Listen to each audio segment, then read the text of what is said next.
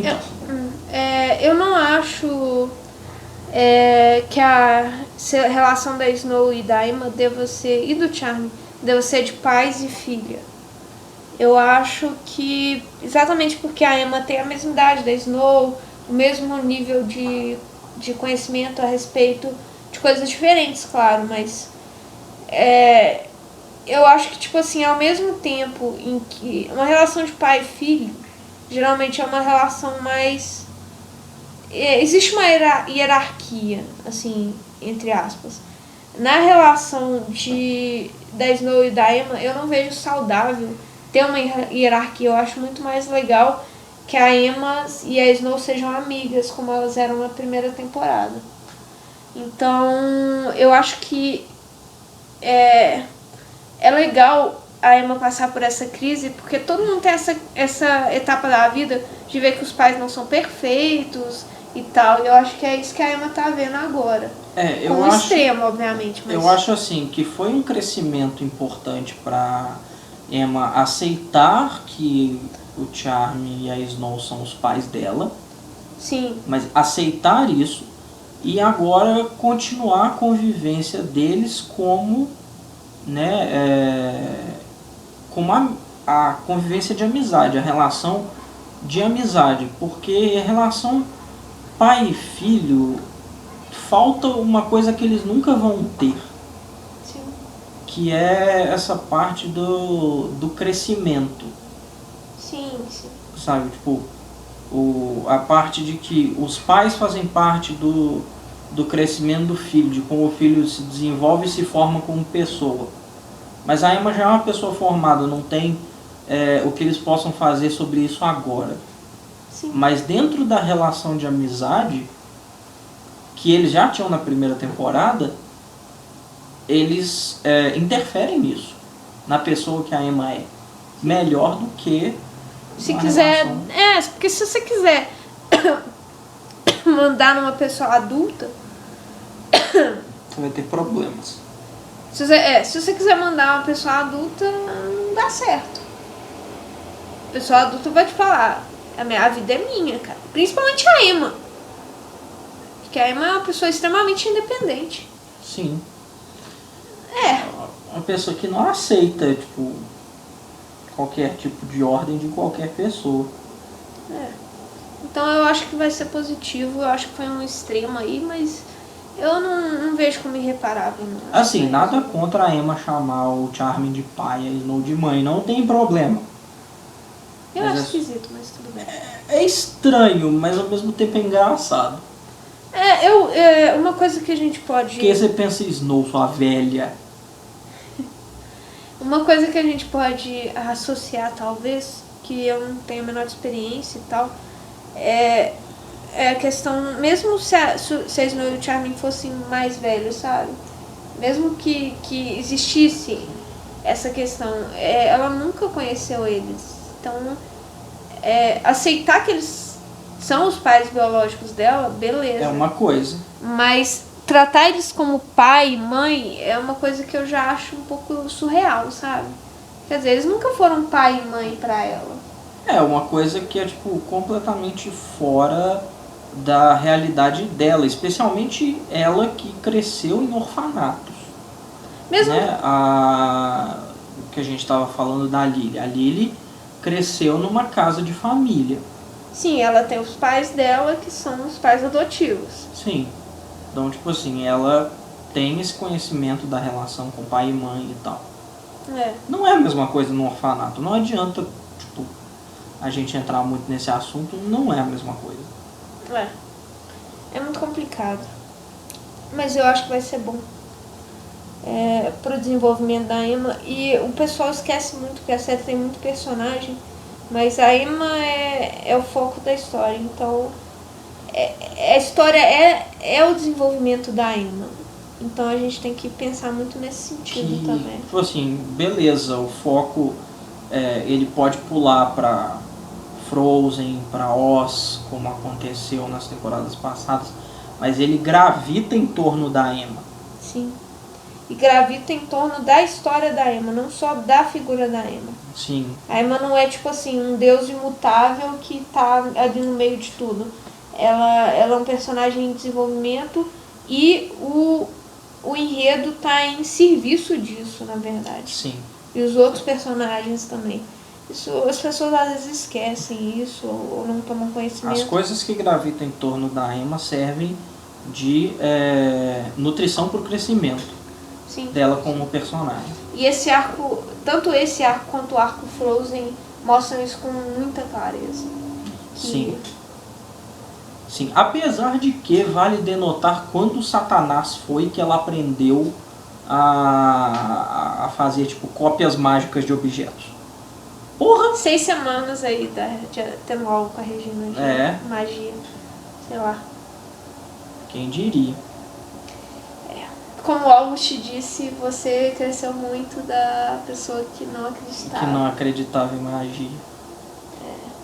O August, aliás, o August, a gente não fez os últimos episódios, mas o August foi tipo assim. O retorno do August foi uma coisa não só. Tipo assim, a gente sabia porque a gente olhou no cast. Sim, sim. Mas a gente não sabia como que ia ser feita essa reintrodução do August. E a gente não sabia por quanto tempo também. Pois é, e foi uma surpresa muito agradável. Foi. O August era um dos personagens que eu mais gostava na primeira temporada. Sim. Ele é muito legal, cara. Essa dinâmica dele, tipo, do cara que é... Pra mostrar que, tipo assim, sarcasmo não tem que ter igual a Regina, que é esse sarcasmo escrachado e chato. Pode ser um sarcasmo mais amigável, assim, sabe? Nem todo sarcasmo é ofensivo, como é o caso da Regina. Eu gosto muito do August. Acho ele é muito inteligente e muito manipulador também. Eu gosto muito do August. Eu queria também comentar da atuação da Jennifer Morrison e do trabalho de maquiagem. Esse episódio ela ficou assustadora, cara. Você mencionou isso pra mim antes da gente começar a gravação. Sim, ficou assustador. Eu fiquei assustada, cara. O olho dela ficou todo vermelho, tipo, mesmo, assim, ficou escuro em volta. Eu achei que foi sensacional, porque eles realmente vêm construindo desde o início, não só da temporada, desde o início da série. Como, tipo assim, a Emma, como salvadora, ela tem que lidar com todo tipo de problema que, tipo, surge em Storybrooke e nunca para de surgir. Só que, tal como um desenho animado japonês, cujo nome eu não vou mencionar, porque alguém vai me bater de tanto vício que eu tô nessa desgraça, toda vez que surge um problema e ele não demora para surgir, ele é pior do que o anterior. É tipo mais difícil, os inimigos são mais perigosos, mais poderosos. Ou seja, a situação é cada vez mais tensa. Honestamente, eu discordo no caso de Monster Hunter. Porque você pega, por exemplo, os inimigos, na verdade, eles não são exponenciais. Por exemplo... Eles não são exponenciais somente Zelena. Somente por causa da Zelena, na minha opinião. Não, o Pan é mais poderoso que a Ingrid. O Pan é mais poderoso que a Ingrid enquanto ele estiver na Terra do Nunca. Não acho. Ele teve 300 anos aí viajando entre mundos e tal. Não, o Pan é bem mais poderoso, na minha opinião, assim. O Pan figura aí entre os personagens mais poderosos da série. Assim, talvez perdendo pros Dark Ones. Mas... E aí vem um outro contraponto. E o feiticeiro, obviamente. Quem que eles precisaram usar para derrotar o Pan? O Dark One. O Dark One. Quando o Dark One não está do lado deles... quando o Dark One não está do lado deles, eles estão fodidos. Sempre. Quando que os Charmes vencem? Quando o Dark One está do lado deles. Então, tipo assim, de novo, agora o Rumple é o inimigo. Sim, por enquanto. Então, assim, a tensão tá subindo, e isso desde a primeira temporada a tensão vem crescendo. A tensão vem crescendo, porque nunca para de ter problema, cada vez o problema parece pior, apesar de que no arco do Pan acho que foi o momento mais tenso porque para todos os personagens, porque o Charmin estava morrendo, o Henry foi sequestrado, a Emma achava que o Neil estava morto. Fora a relação dela com a Neverland, que é tipo assim, super íntima, né? Porque ela também é uma Lost Girl. Sim. E isso vem pesando nas costas da Emma desde sempre. E o peso está cada vez maior e de repente a gente começou a perceber isso, né? A gente começou a notar isso. Uhum. E nesse episódio veio à tona essa situação. Uhum. Eu tô tentando lembrar onde que eu vi um negócio desse nível. A gente tem esse conflito muito com a Korra, né? Sim. Na lenda de Korra, a Korra, ela cria absolutamente... Ela cria 2 dos inimigos dela, ela que cria, tentando derrotar o inimigo anterior. Então ela entra em crise, porque ela fala, não, eu nunca vou conseguir ter paz, porque meu dever... a solução de um problema gera um problema seguinte que ela tem que resolver. Sim. Porque ela é o Avatar. Sim, ela tem um trabalho, ela é tipo super heroína e o trabalho dela de vida é salvar o mundo, entre aspas. E aparentemente toda vez que ela consegue, surge um inimigo pior e nascido do problema que ela acabou de resolver. E ela quase morre várias vezes, algumas vezes tentando resolver o problema. E eu acho que a Emma tá chegando nesse ponto, né? Eu acho que a Emma tá chegando nesse ponto. Apesar de que ela não criou nenhum inimigo. Quem criaram foram as pessoas aleatórias que ela conhece. Tadinha da Emma. Tô com dó da Emma agora. Escolha de amigos. Faça isso certo. Quer dizer, o problema era do Rumpel. A Zelena, o problema era do Rumpel e da Regina. Elas criaram o problema. E da Cora, né? A Cora era a questão do Rumpel, da Regina, da Snow. É muito fodido. A única vilã que ela tem muito assim é a Ingrid. Tadinha da Emma. Tô com dó dela. E a Ingrid, a Emma meio que caiu de paraquedas também. Porque foi o problema familiar lá da realeza de Arendelle, só que para sorte dos desesperados tinha um bebê na outra dimensão que a Ingrid podia usar como irmã. Enfim, que dó da Emma. Né? Mas a Emma... Eu tô gostando da progressão da Emma. Vai estar muito assustador. Eis que o pesadelo da Snow se torna realidade. A Emma se volta completamente completa. Podia ser o sonho do Charmin, mas não. É o pesadelo da Snow. Sim. É a mesma frase, inclusive. A mesma frase. Ela fala, eu sou a sua mãe. E a Emma responde, eu não me importo. Mesmas palavras, muito legal. E a Snow faz a cara de que tipo, se lembra, sabe? Sim. Foi muito legal. Deixa eu ver o que mais que a gente tem. Eu queria só deixar. Eu acho que, tipo assim. Eu tô puxando um assunto não muito agradável no final. Mas eu me sinto mal pela série, por ter escolhido esses atores. Você pega o diálogo final da Snow e do Charmin e você vê que o Charmin é um cara que tem profundidade, sabe? Uhum. Porque ele que sugere aquela coisa que eu te falo, que a gente conversou no início, sobre a redenção diária e tal, que é uma coisa extremamente madura. E a atuação do... Eu achei a descrição perfeita. pra descrever o David. Como o Josh Dallas atua. Brutamontes, gentil e burro. Ele atua o Charlie assim. Ele é o cara que é grande, forte e gentil. Quem que se adapta a isso? Tem vários personagens que são grandes, burros, mas são de boa. O Marshmallow é grande, burro e de boa. O Hagrid? Não, o Hagrid não é burro. Ah, ele é meio tapado. Tá, o Hagrid. Tá. Mas então, eu tenho dó. Porque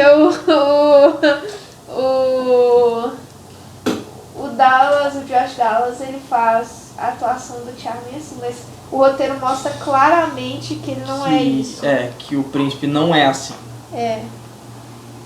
Eu fico com dó. E a Snow, como sempre, plana. Personagem muito plano. Enquanto claramente não é um personagem plano. A Snow tinha o potencial para ser um puta no personagem. Isso que me dá dó. Porque ela é histérica e chata. Porque a Jennifer Goodwin não sabe fazer camadas de personagens. Então, toda vez que ela tá com raiva, chateada, ou com algum sentimento negativo, é histérico. Ela parece histérica, é verdade. Então, dá dó, porque a Snow é um personagem extremamente complexo. É um personagem muito bom. Assim, no roteiro mesmo. Por conta de escolha de atores. É o que eu falo, não é que a Jennifer Goodwin seja uma má atriz, mas ela não é uma atriz pra fazer esse personagem. Porque ela atua legal, tem umas cenas dela que são legais, que são as cenas em que ela faz o tipo de personagem que ela consegue fazer bem. Só que, tipo, esse tipo de ator tem que atuar os personagens que faz bem. Por exemplo, você não coloca um Jim Carrey pra fazer um filme sério. Geralmente não dá certo, pelo que eu ouvi falar. Deu certo pouquíssimas vezes. Eu já ouvi falar, assim... Tem uns filmes do Jim Carrey que ele faz que são mais sérios, mas são de comédia, sabe? Aí dá certo. Tipo A Vida de Truman. O Show de Truman. O Show de Truman, o Show da Vida. O Show da Vida. Esse filme é um filme mais sério, só que é um filme engraçado. Sim. Então ele dá certo. Agora, um filme totalmente sério, e se ele fez um filme de suspense, eu acho que... Número 23. Número 23. Não deu certo. Ficou uma bosta. Não é que o Jim Carrey seja mau ator, eu amo o Jim Carrey, mas ele não serve pra fazer esse tipo de filme. Sim. É a mesma coisa com a Jennifer Goodwin, ela tá no papel errado. Ela não devia estar fazendo a Snow ali, porque ela não consegue fazer. E é a minha opinião, assim. Eu tenho dó, muita dó, porque tem uns roteiros fodásticos e que os atores destroem, porque não conseguem atingir o nível de complexidade. Mas eu acho que eles são mais eles no caso de ator principal com esse problema. A série é muito boa. Eu acho que assim, eu conheço muita gente que não gosta da atuação da Jennifer Morrison, e eu tenho que admitir que a atuação dela eu acho boa, mas também não é nada de especial. Depende, eu acho que ela tem uns bons momentos. Assim, uns momentos assim, não uns bons momentos igual a Jennifer Goodwin, que ela faz um tipo de personagem bem. Ela tem uns episódios que ela mantém assim, perfeito. Tipo o episódio da Volta no Tempo. É perfeito, a atuação dela é genial. Eu concordo. Então, igual a Emily também. A Emily tem o mesmo problema. A Emily, quando dá na telha fazer um bom episódio, ela atua no nível assim dos melhores atores da série. Ela atua melhor do que muitas cenas aí da Lana Parrilla. Muito, assim. Agora, quando ela resolve que ela não quer atuar, ela vira objeto, assim, de fundo. Porque ela fala as falas dela como se fosse ela mesma. Porque, ou, sei lá, outra pessoa, porque a Bel não é. Mas, assim... mas tem atores... Claro que tem uns atores que são melhores que os outros. Eu acho que o caso aí é que a gente tem o Robert Carlyle, né? Que, na minha opinião, é incomparável. Eu acho que dentro dos atores da série, o Robert Carlyle é indiscutivelmente o top. Abaixo dele, eu achava a Lana Parrilla. Mas ela já teve seus momentos fracos também. Tem ator com os quais ela não atua. Mas eu tenho que admitir que a maioria das cenas dela são muito boas. Sim. Eu acho a Lana Parrilla bem no nível da Jennifer Morrison, pra ser sincera. Eu não acho ela melhor que a Jennifer Morrison. É igual ela, as duas têm cenas muito boas e cenas muito fracas também. Agora, tem atores que a gente não sabia, talvez por causa do personagem em si, mas que provam ser bons atores. O Colin foi um que me surpreendeu. Me surpreendeu também. O Colin foi um que me surpreendeu. A gente vai falar disso quando a gente falar de Enter the Dragon. O Colin foi o que me surpreendeu. Eu gostaria que tivessem mais cenas do Henry, honestamente. E tem muita gente que eu quero de volta. Não, se a gente entrar com o cast convidado aí, a gente vai ter... Cara, sério, melhor do que a Lana Parrilla é a Jennifer Morrison. Muito melhor. É o Robin Key. Não, tá, só que não dá pra trazer o Peter Pan de volta. Dá pra trazer em flashback. Com o Hulk, por exemplo. Ou Sim. mesmo com o Neil. Realmente, o Robin Key eu fico de cara. O menino tem 19 anos, cara. Eu acho. Ele é novinho. Ele é bem novinho. Quando ele gravou, ele tinha cara de 16. Ele é bem novinho. Eu acho que ele é maior de idade. Acho que ele tinha 18 ou 19. Mas ele é novo. Ele é bem novo e ele vai de pau a pau com o Robert Carlyle. Ele é um dos poucos atores que atuam, tipo, mesmo assim com o Robert Carlyle. E não são ofuscados em hipótese nenhuma. O Robert Carlyle dá o melhor deles e eles ainda ficam no pau a pau. Tem poucos. Tem o Robbie Kay e eu acho que do cast convidado seria a Ingrid também.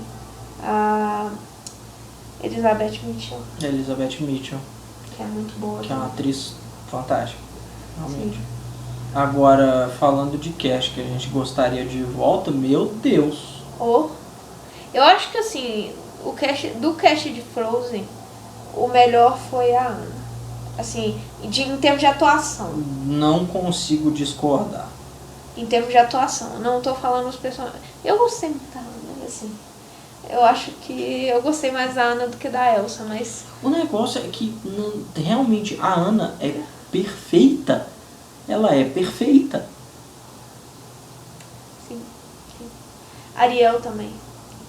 Ariel ficou perfeita. Ariel ficou genial. Mulan, Aurora. Quero todas de volta. Mulan, Aurora, Rubi. A Rubi eu nem tenho tanta urgência. Eu gosto muito da Rubi, mas por mim, assim, se ela aparecesse igual ela vai na primeira temporada, que ela... só um pouquinho, que ela... ceninha. Não, é que ela parece, ela é importante porque ela ajuda os personagens, mas ela não é cast principal, ela tipo assim, aparece em alguns episódios pra ajudar, mas é tipo assim, agora é tipo, você fica, sei lá, 20 episódios sem ver a Rubi. Não, cara. Atualmente até o Leroy sumiu. É porque são os atores bons da série, né? Eles perdem esses atores, quando os atores estão gravando outra coisa. O Lierenberg, ele é um ator nível cinema aí. Piratas do Caribe. Você tem que pensar que série é uma coisa, cinema já é uma coisa mais seletiva, assim. Não me julguem, eu lembro do Lierenberg por Piratas do Caribe. Não julgo nem a pau. Eu não vi Piratas do Caribe, mas Piratas do Caribe é uma coisa muito velha. Assim, da nossa infância. Mais ou menos. Cara, eu lembro de ver, assim, eu vi, tipo, 2 cenas. Mas eu lembro que foi, tipo assim, eu era adolescente, assim, pré-adolescente. Tinha uns 12 anos no máximo. Então, vamos finalizar? Vamos finalizar. E é isso, gente. A gente vai gravar o episódio, pelo menos um outro episódio hoje e... essa semana ou no mais tardar na próxima semana a gente vai gravar o outro. Se a internet não colaborar. Né? Mas essa semana não tem o episódio Once Upon a Time. E então a gente vai ter tempo de entrar em dia aí com a série. Sim. Que bom, né? Porque a gente tava começando a ficar muito atrasado. Sim. E é isso, gente. Eu espero que vocês tenham gostado do podcast hoje. A gente falou bastante. A gente vai ficando por aqui, mas eu espero que vocês tenham gostado. E, pessoal, continuem divulgando. A gente vamos estar botando o link no YouTube. Sim. E é isso aí. Até mais, gente. E até a próxima. Até a próxima. Vemos vocês no próximo episódio.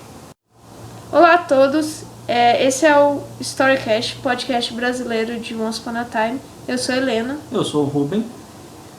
Hoje a gente vai falar do episódio Best Laid Plans.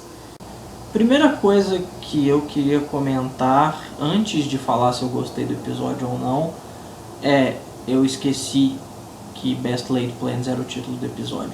Agora tudo faz mais sentido. O que significa Best Laid Plans? Best Laid Plans é uma expressão em inglês para quando tudo dá errado da pior forma possível. Doido. Faz muito sentido. É uma expressão que as pessoas usam para, tipo, você teve uma ideia excelente e deu tudo errado. Sim. Exceto que a ideia não foi excelente. Exceto que foi uma ideia de bosta. Foi ideia que, tipo assim, implorava pra dar errado. Tipo, da mesma forma que deu, assim. E você gostou? Bom, um comentário só é que as minhas expectativas para a temporada têm estado bem baixas recentemente, né? Sim. Desde o início, assim. No entanto, depois do último episódio, eles conseguiram melhorar muito a forma como eu vi a temporada. E esse episódio dessa semana, apesar de ele não ter sido tão bom quanto o episódio da semana passada, pra mim ele foi, nesse caso, o segundo melhor episódio da temporada. Eu achei esse episódio melhor do que o da semana passada. Exatamente porque não fica com essa coisa de vamos trazer a backstory de tal personagem. Isso é legal. Só que eu gosto particularmente mais de quando eles trazem mais dos personagens que a gente já tem, sabe? Tipo, por exemplo, a Emma, o Snow, etc. Sim. O último episódio foi muito sobre a Úrsula. Assim, mesmo tendo passado com o Hulk, assim, e o Hulk também nem é um personagem que eu quero ver backstory também, mas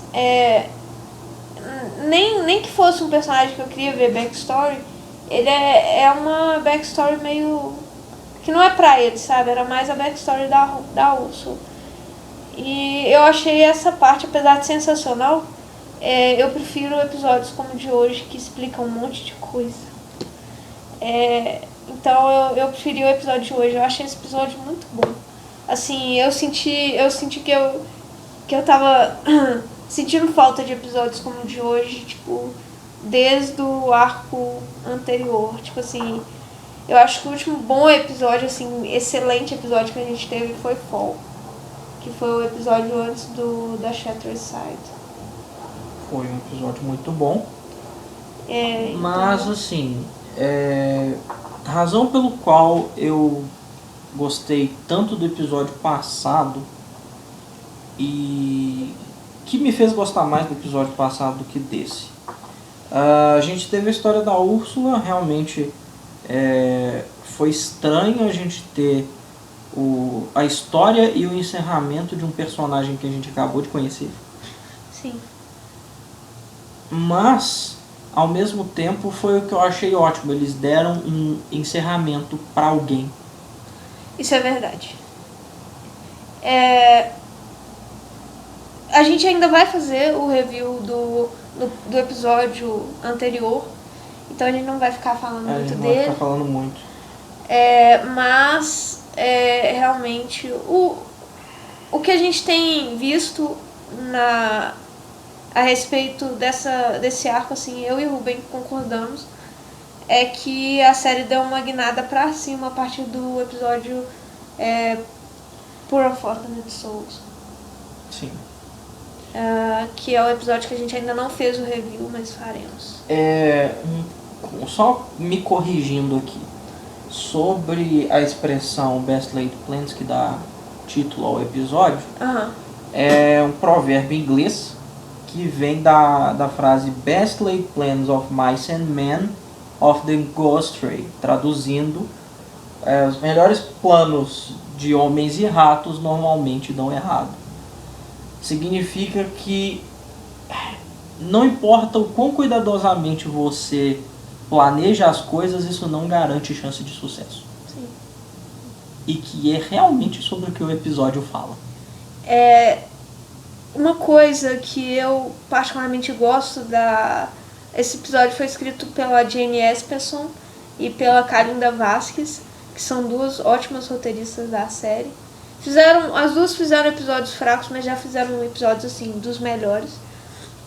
Na verdade, tem tipo assim uma equipe de uns 5 roteiristas de Once Upon a Time, que eu acho que deveriam ser só eles, saca? Mas a Jane Espenson, ela faz muito esses joguinhos com cultura, coisa assim. E você vê muito pela última cena, aquele discurso do August foi ela. Foi sim. tipo marca dela, sabe? Ela faz umas referências muito legais de vez em quando. Tanto em coisas dentro da série, quanto de coisas exteriores que, assim, quem tiver mais conhecimento em algumas coisas vai pegar, e quem não tiver também não vai ficar voando, mas não vai pegar. Eu gosto muito dessas coisas dela. A série tem uns títulos de episódios que são simplesmente geniais. E esse foi um deles. Aliás, falando de roteiro, eu achei o roteiro desse episódio assim fantástico.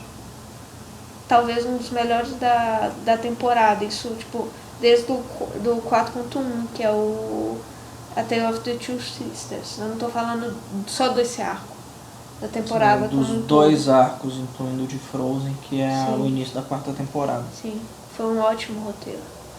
Dentro dessa questão do roteiro, os diálogos foram muito bem escritos, mas com exceção de alguns, com exceção, por exemplo, do August no final, o que ele fala, o episódio é feito de diálogos curtos. Sim. É engraçado isso, tipo, todo mundo tem algo a dizer, mas tipo 1 minuto. Você acha? Tipo, a gente tem 3 longos diálogos A gente tem um monólogo do Gold. A gente tem que é praticamente um monólogo do Charming no final.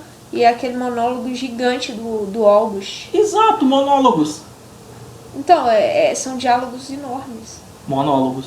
Tá. E diálogos curtos. Tá, ok. Entendeu? O que eu tô falando é da interação de personagem. O monólogo, tudo bem, os caras falam com eles mesmos à vontade, cada louco com sua mania. Mas a questão da interação de personagem, trocam palavras curtas, especialmente tipo Charming, Snow, Hulk e Emma. Cenas de casais. Sim.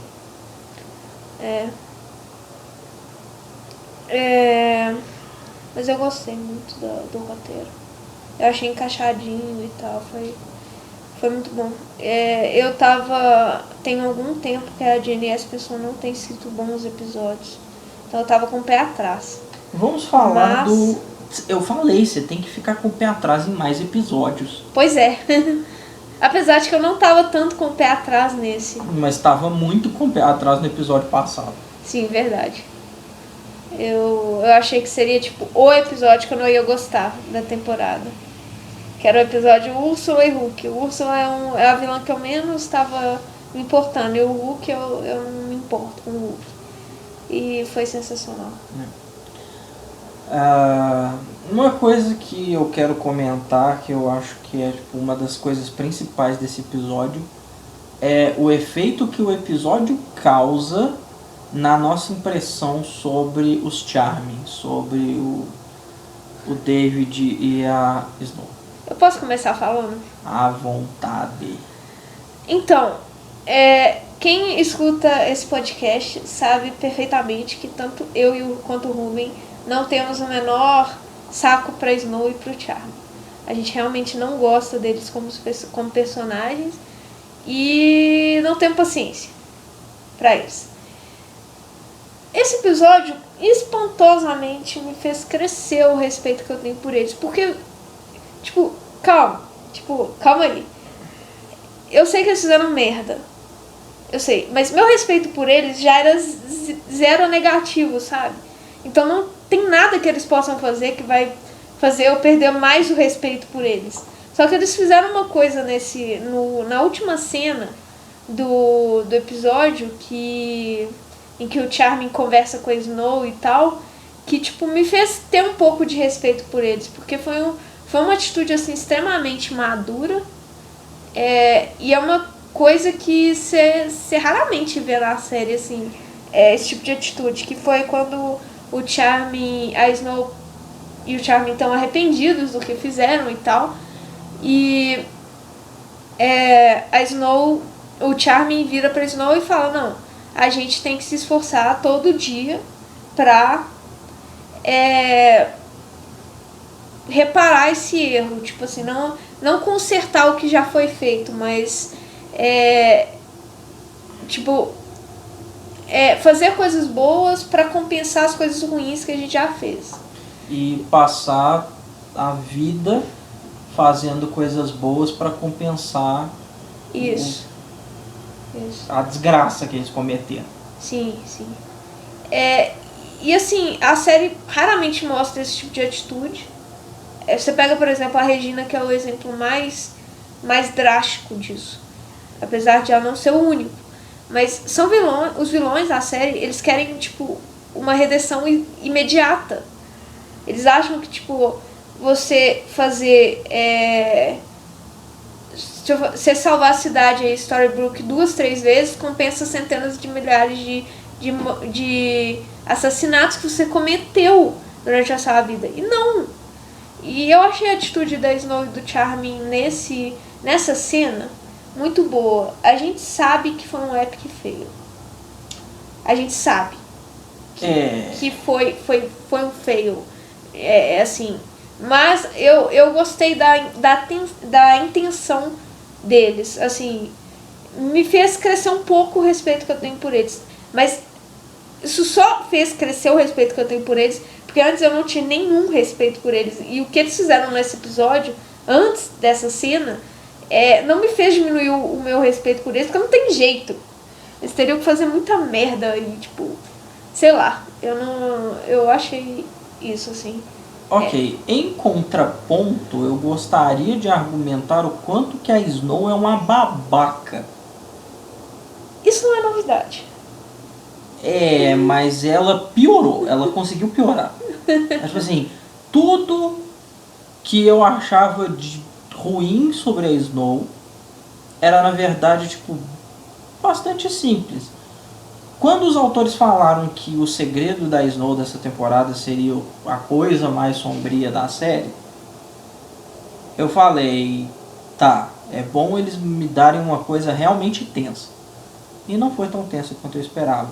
Só foi extremamente babaca. Assim, eu quero colocar alguns pontos específicos do porquê a Snow é uma babaca. Tá, primeiro explica por que a Snow e o Charmin não. Porque todas as ações que eu vou mencionar vieram da Snow. Tá. Beleza. O Charmin, inclusive, não estava presente em uma delas. Que é quando a Maleficent joga o feitiço a maldição do sono no Charme Aham. para conversar com a Snow, Sim. para tentar se aliar a Snow para impedir a Regina. Aham. A Snow fala, não, vai se fuder, você é uma vilã e eu não me importo com você e nem com seu bebê. Não foi muito nesse sentido, né? Foi. Foi tipo assim, eu me importo mais com o meu bebê do que com você. Com o seu. Foi mais nesse sentido.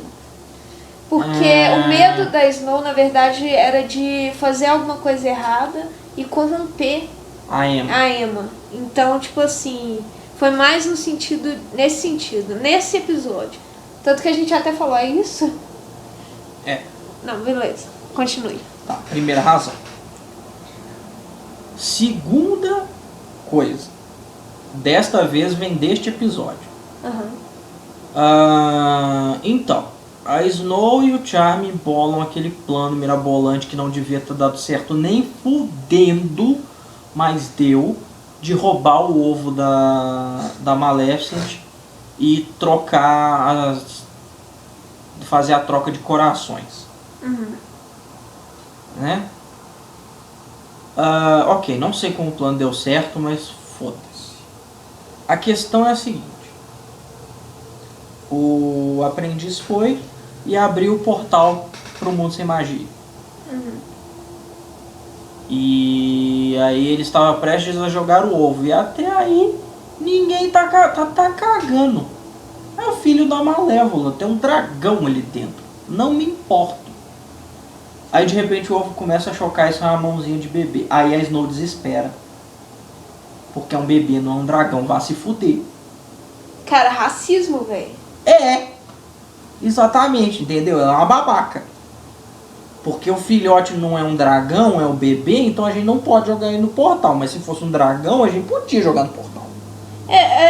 Uma coisa que eu fico aí a gente não tem nem como saber. Qual é a natureza dos dragões em Once Upon a Time? Porque, tipo assim, existem mitologias e mitologias sobre dragões. As que eu gosto, eu amo dragões. Tanto que eu gosto da Maleficent, ela é um dragão. Mas na mitologia dos dragões, assim, por exemplo, tem uns lugares em que dragões são tipo, ultra superiores, eles são quase deuses para os humanos. Porque eles são muito velhos, muito sábios e tipo assim, muito poderosos. Então, matar um dragão num universo em que dragões são assim, primeiro é tipo assim, um humano querendo matar o dragão. Beleza, vai com fé. Mas além disso, é meio que, sei lá, você tá matando uma criatura boa, você tem que ser no mínimo mal.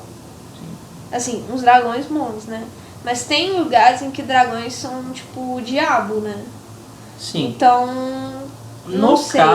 No caso de Once Upon a Time, a gente não tem muita informação sobre dragões, porque o único dragão que a gente conhece... Aliás, a gente conhece dois. Um é a Malévola e o outro é o dragão que o Charme matou. São dois dragões malzinhos, mas são dois dragões, inclusive, fisicamente parecidos. E pessimamente animados. Verdade. Mas isso não vem ao ponto. Porque tem, por exemplo, em RPG você tem várias raças de dragão e algumas são boas e algumas são más. Então poderia acontecer isso em uns também. Sim. Mas eu acho que a questão ali não é tipo, o bebê é um dragão. Não, a questão é o bebê da Malévola. E ele é um dragão, no caso da Snow. Uhum. Eu achei essa cena muito, assim... Assim, eu não vou descreditar completamente, porque eles, tanto a Snow quanto o Charme, já ficaram desesperados quando eles descobriram que o aprendiz ia mandar o ovo para outra dimensão. Eles já ficaram com receio. Eles ficaram com receio porque eles prometeram devolver o ovo para Malévola, apesar de que eles cagaram no bebê. Né? Tipo, mas ela é má mesmo, um pouquinho mais de maldade não vai fazer nada. Assim, é complicado, o que eles fizeram foi muito errado. Foi muito, muito errado. E ao mesmo tempo em que eu entendo por que depois eles agiram como se nada tivesse acontecido, foi errado, assim, eu sei. É a mesma coisa, por exemplo, de quem é fã da Regina, por exemplo. Eu não gosto da Regina.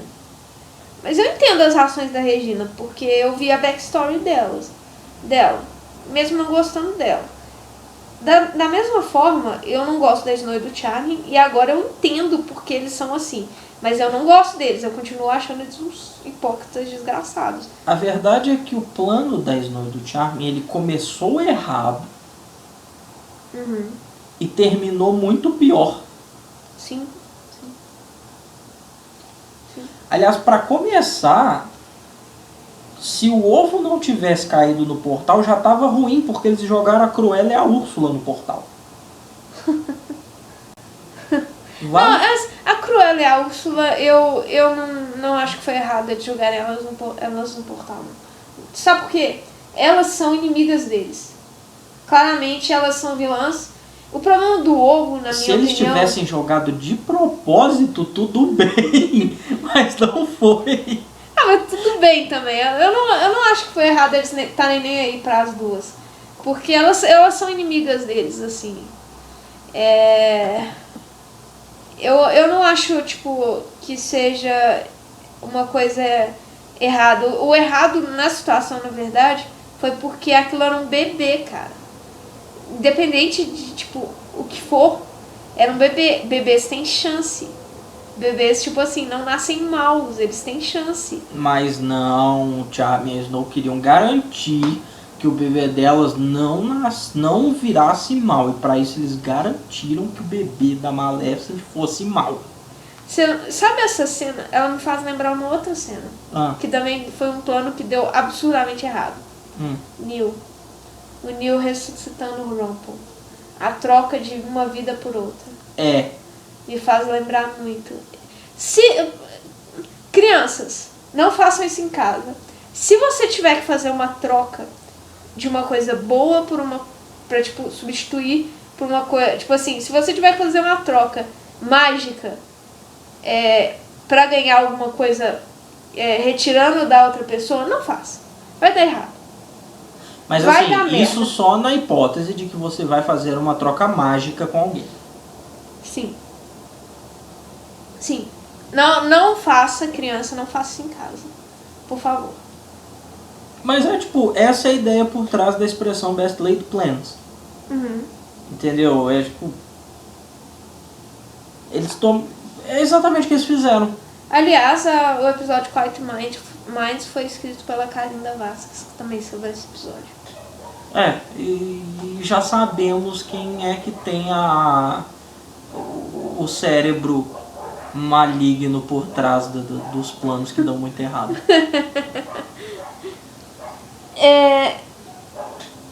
Você ia falar uma terceira? Não, essas duas já estão boas o suficiente. Pode falar. Eu acho... Tá bom, já que você insiste, eu vou adicionar uma terceira. Logo que a Úrsula e a Cruella chegam em Storybrooke, elas têm um encontro noturno com o Charlie e a Snow. Sim. Em que a Snow promete arrancar o coração das duas caso elas revelem o segredo da Snow e do Charlie. Vale lembrar que Snow, você não está em pé de fazer ameaças, você me jogou num portal pro mundo sem magia por 30 anos. Leves 30 anos. Apesar de que a gente não faz a menor ideia de como elas permaneceram com a mesma idade. Isso vai ser explicado. Será que a Úrsula trabalhou 30 anos num aquário? Acho que não, porque elas ficaram com a mesma idade, saca? E a Lily, elas abandonaram a Lily no mundo sem magia. Elas não abandonaram a Lily, pelo menos eu achei que elas não tinham nem encontrado a Lily. Talvez. A gente vai ter essa backstory.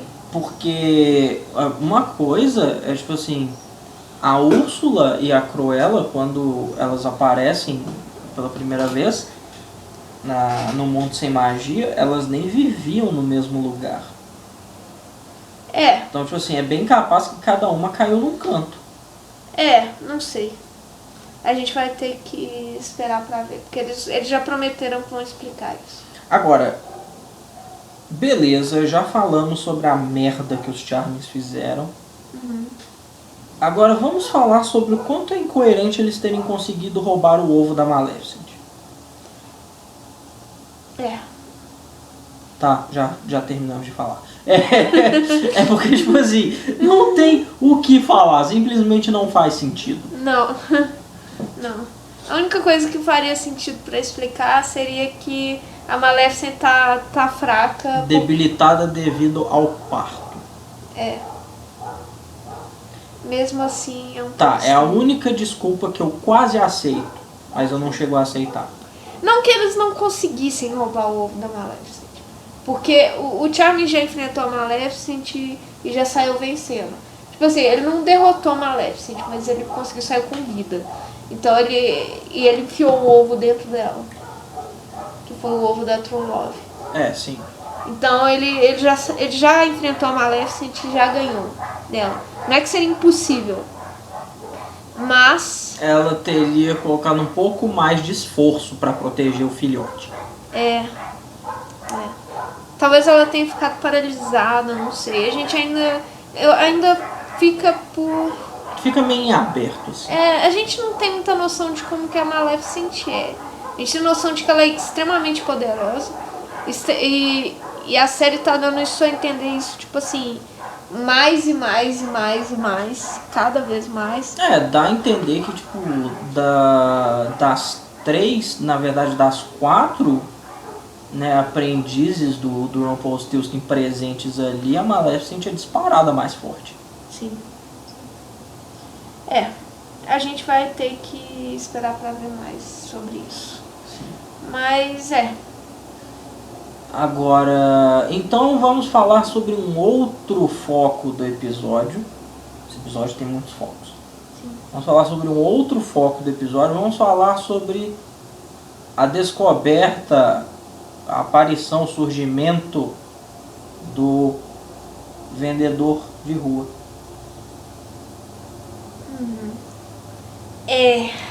Cretino, manco, filho da puta. eu já sabia. Quem não? Quem não vê spoilers? Tem razão. Droga. A gente não comentou porque era spoiler, mas esse papel já tá Já foi escalado selecionado há muito tempo. E todas as informações que eles davam sobre esse personagem e todas as informações que apareciam por causa de fãs que vão ver as gravações davam a entender claramente que ele era o autor. Então, ou ele era o feiticeiro ou ele era o autor. Provavelmente o autor, a gente... Vamos falar de um personagem que foi criado para ser tão babaca que ele vai fazer o Charme e a Snow parecerem menos babacas. O autor. Eu não tenho certeza disso. Eu tenho. Eu não tenho certeza se a palavra certa é babaca. Filho da puta? Não, sabe o que é... Sabe qual a impressão que eu tive? Cretino safado? Não. Presta atenção. Tá. Ele me pareceu muito, assim, as cenas dele, em geral, todas que ele apareceu, fora a que ele tava fingindo ser o peddler, o vendedor ambulante, todas as outras cenas dele com o aprendiz e dele com a Emma lá já no presente, me fizeram ter a sensação de que ele parece muito uma criança, sabe? Travesso e inconsequente pra caramba, tipo um Peter Pan. Engraçado, eu pensei no Loki. Dá mesmo, eu acho. Só que, tipo com exceção de que o Loki, ele não é inconsequente, ele pensa. Ele pensa. A minha visão da coisa é que ele, tipo, ele tá criando caos por diversão, sabe? Mas ele, como autor, tipo, ele não sabe onde vai dar, mas ele também não se importa. Mas eu acho que é inconsequência pelo modo fácil como ele foi capturado pelo feiticeiro. Claro que a gente não tem todas as informações. Pode ser que ele quisesse ser capturado pelo aprendiz, aliás. Mas ele foi muito fácil. Pareceu que, tipo assim... Foi muito fácil, mas você tem que levar em consideração que é um motherfucking feiticeiro. Não, sabe? E seu aprendiz. O que eu quero dizer... Mas ele apanhou pra caralho do Rumple. E dos Gozo. O feiticeiro, o aprendiz. Mas, independente, ele me pareceu muito um Peter Pan.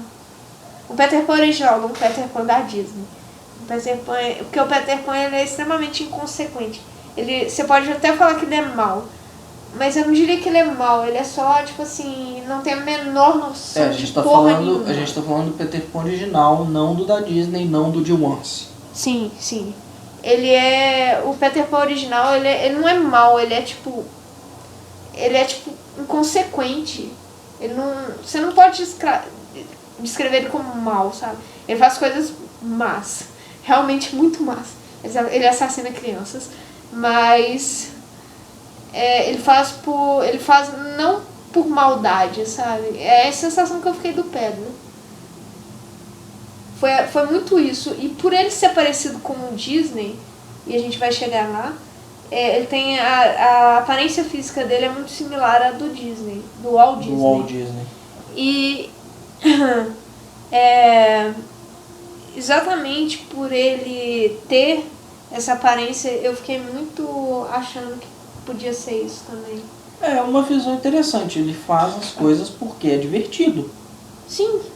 Foi a impressão forte que eu tive quando ele falou com o feiticeiro, com o aprendiz, desculpa, que ele estava alterando o livro porque ficava mais emocionante. Sim.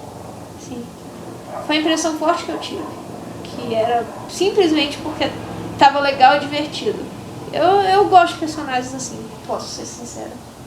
Porque são personagens caóticos, mas não necessariamente eles são maus, eles só são indisciplinados.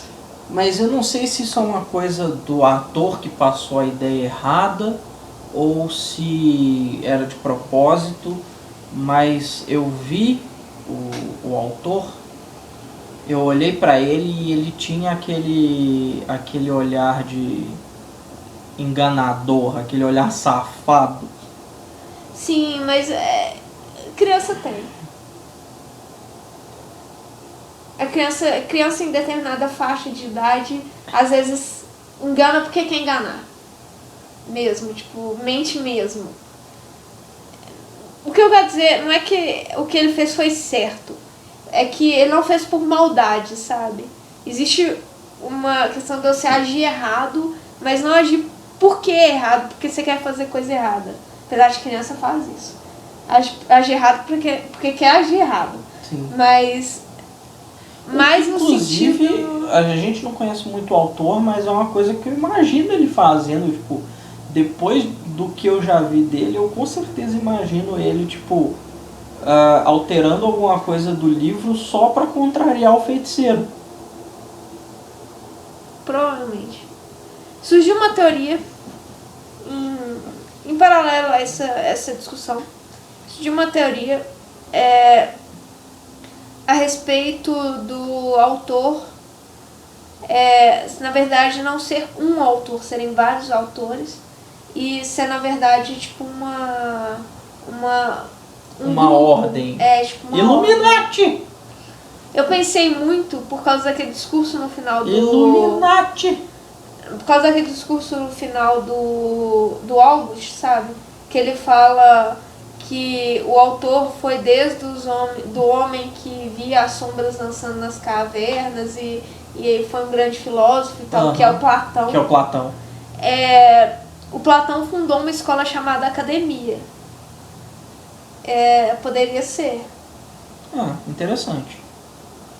Eu Enfim. não sabia, mas é uma ideia a se pensar. Todos esses filósofos O inventaram. August, de fato, menciona que o autor não é uma pessoa, o autor é uma profissão.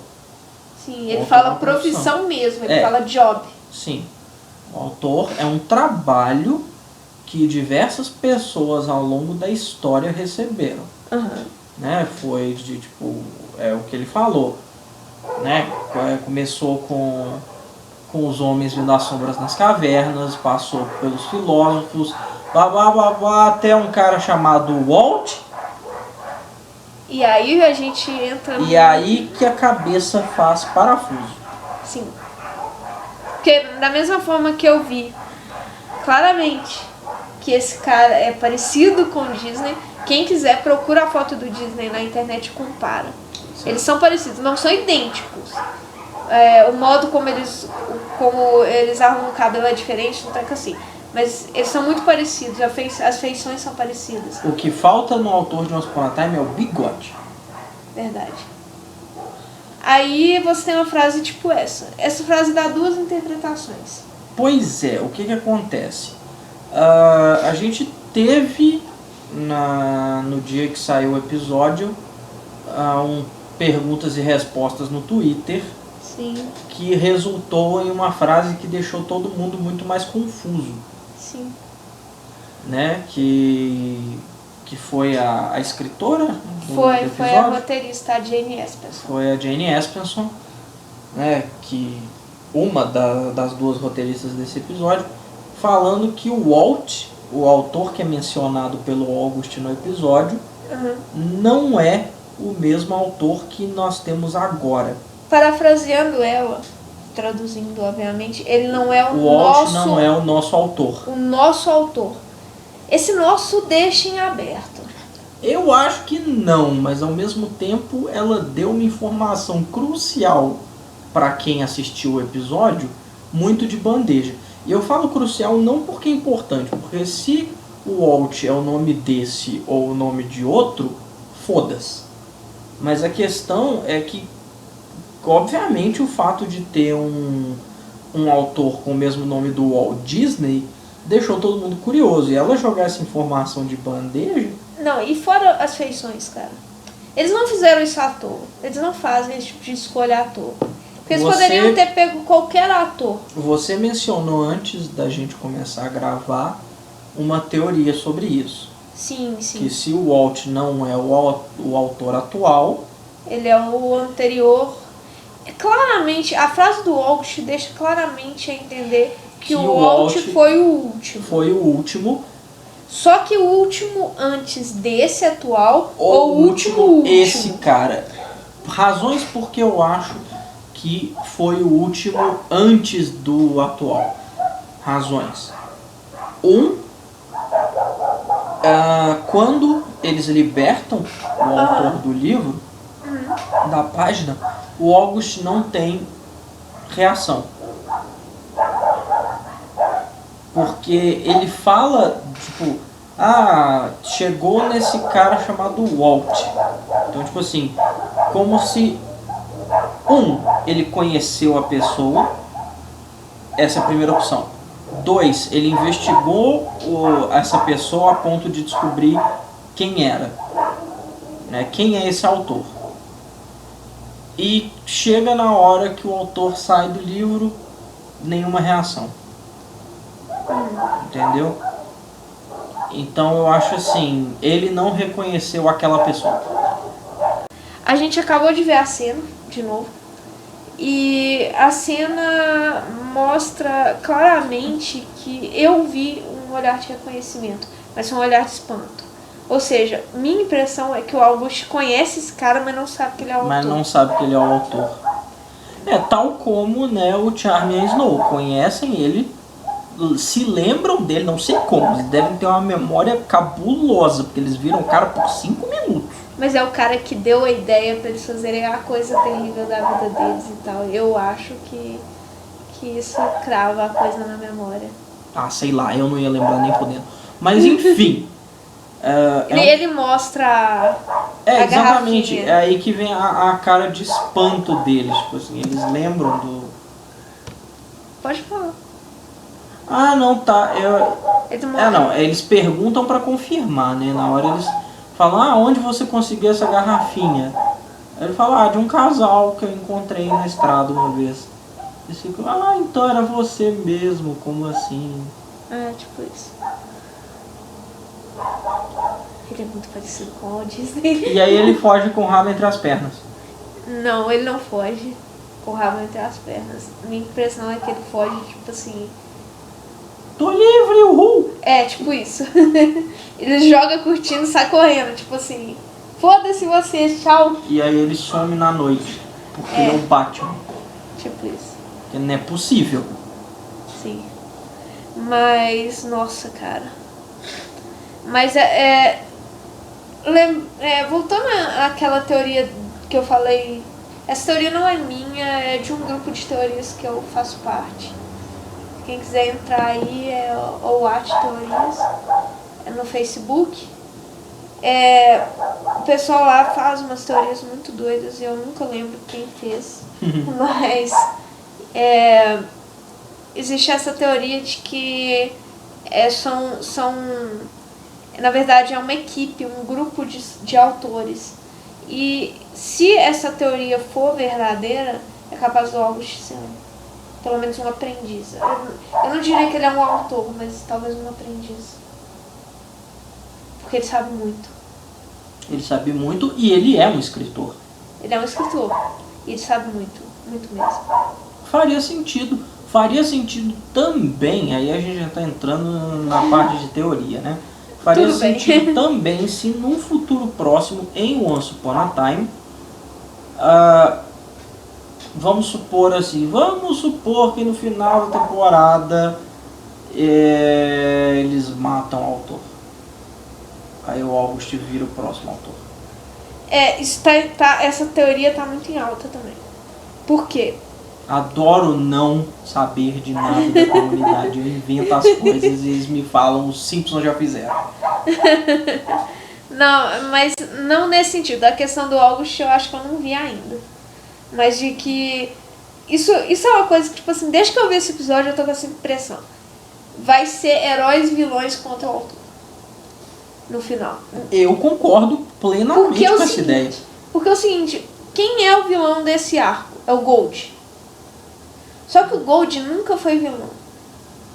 E tipo, eles já provaram que eles não sabem dar fim pra vilão, assim, fim legal pra vilão.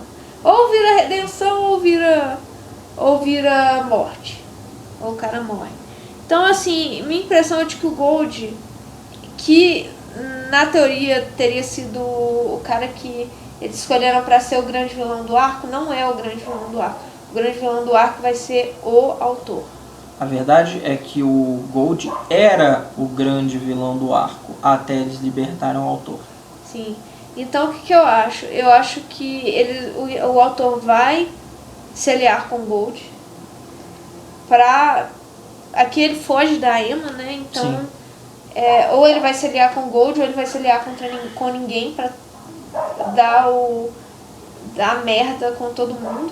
Mas minha impressão é de que o Gold tem conhecimento sobre o autor e que o autor vai se aliar ao Gold e que ele vai passar a perna no Gold.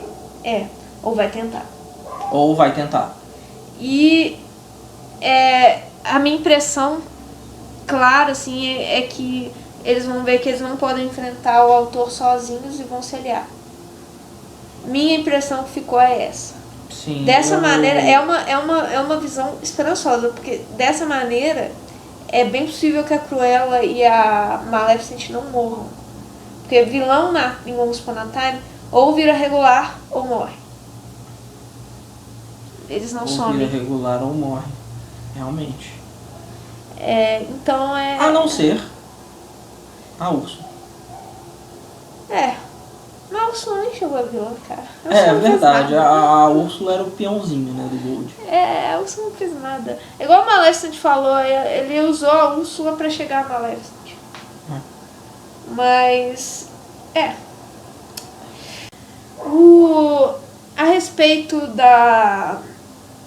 ainda do autor, há mais alguma coisa que você queira falar sobre isso? Sobre o autor? Alguma teoria? Eu tenho uma coisa, um comentário a fazer, que é sobre a briga do autor com o feiticeiro. Sim. É uma das coisas, né, na verdade, é que eu lembrei da página perdida do livro, que é a página que mostra a imagem da Regina beijando o Robin. Por que eu lembrei disso? Porque é visivelmente uma página que foi removida do livro. Então, supõe-se que aquela página já existia, mas o autor arrancou a página e escreveu por cima. Talvez. Mas aí fica uma coisa que a Jane Espenson respondeu também. O quanto o autor interferiu na história da Snow e do Charlie. Ele fala que a Jane Espenson falou o seguinte, que a Snow e o Charlie tiveram aí livre-arbítrio. Que eles tiveram toda a responsabilidade. Mas isso foi... eu vi essa resposta, mas isso foi para a cena do ovo. Para a cena do ovo cair no portal. Ela se refere à cena do ovo cair no portal. Só essa cena? Só essa cena. A pergunta que foi feita, na verdade, foi uma fã falando que ela perdoava os Charmings porque eles foram manipulados. E a Jane Espenson responde, não, o aprendiz foi manipulado. A Snow e o Charming tiveram toda a responsabilidade pelos que eles fizeram. A questão que fica aí é o quanto o autor... Aliás, esse episódio deixou um monte de questões. Eu vou comentar algumas. Uma delas, inclusive, é qual é o nível, né, a expansividade do poder do autor. Sim. Eu vou deixar outra questão também. Eu nem acho que a gente deva tentar responder, porque vai entrar, teorias mirabolantes, porque a série não deu a menor pista. Outra questão que eu gostaria de colocar primeiro o autor é uma pessoa mágica ou é uma pessoa que tem um objeto mágico? O que a gente sabe que a série já deu é que a caneta que ele usa é mágica. Isso o aprendiz diz. Sim, eu acredito que o autor é uma pessoa que porta um instrumento mágico. Ok. E que tem permissão mágica para usá-lo. Ok, mas esse autor, ele não teria mágica. Não, ele não tem mágica. O que eu quero dizer com isso? Eu quero dizer que se o autor tem a pena, então ele pode modificar o livro. Mas talvez para ele usar a pena... Por exemplo, se o Rumpelstiltskin pega a pena, ele não consegue alterar o livro, porque ele não é um autor. Ok, beleza. Mas o que eu quero dizer é o seguinte... Para ter essa permissão, a pessoa tem que ter magia. Pode ser um dos pré-requisitos, mas seria um pré-requisito. Essa questão é a que eu deixo. Eu acho que a série não dá. A série realmente não dá pista nenhuma. Eu acho que não. Eu acho que a existência do autor depende inteiramente da pena e da permissão do feiticeiro. Ok. Porque é o seguinte... no caso da teoria de que o August seria um aprendiz, por exemplo, isso influiria nele ter magia ou não. Mas beleza, essa é uma pergunta. Eu particularmente não tenho opinião. O August meio que ele é um ser mágico, né? Sim. Mas isso explicaria muita coisa se ele fosse um aprendiz, por exemplo, um escolhido. Porque a minha impressão é de que o autor é um escolhido. Foi a impressão que eu tive. Não sei por que ele é um escolhido, isso é a outra questão que eu deixo. O que faz uma pessoa um autor? Tipo assim, como o autor é escolhido. E a Blue Fairy intervém. A Blue Fairy quase nunca intervém em assuntos, exceto quando é extremamente importante. Sim. Ela intervém assim, em assuntos que não tem relação nenhuma com fadas.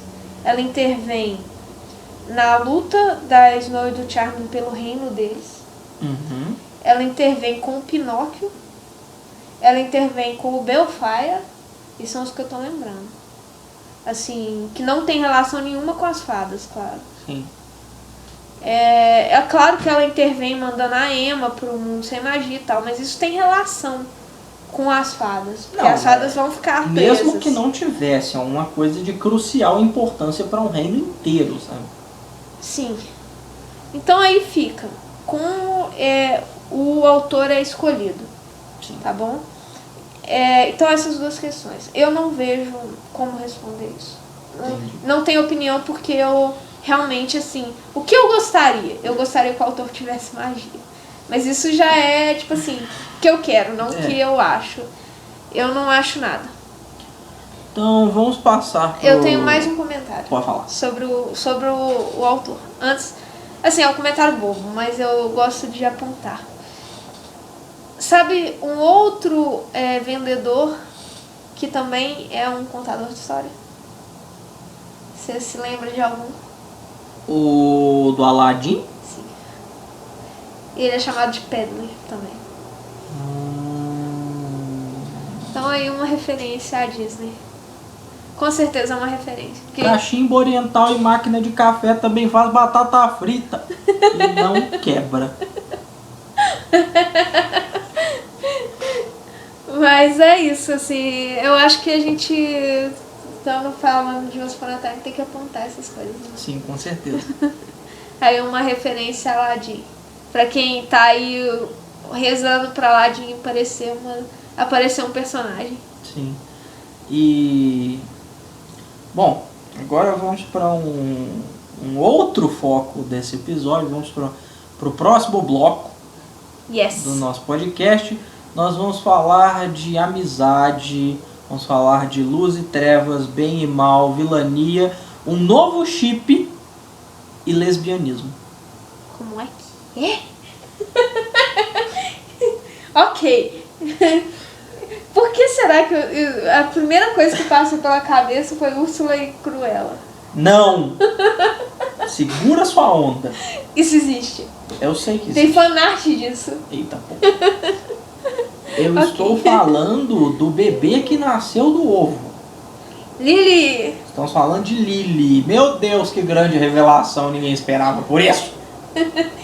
Porque a gente, assim, não tipo, tinha... Como é que chama aquele negócio da psicologia? Hã? Tem um negócio da psicologia que você pensa e já fala e, tipo, isso é o seu pensamento original. Como é que chama isso? Esqueci o nome. Enfim. Não me importo. Eu só sei que a gente cantou essa bola com 2 anos de antecedência. Tá, nem tanto. Mas a verdade é, a gente sabia, aconteceu, estamos felizes. E isso não foi spoiler, tá, gente?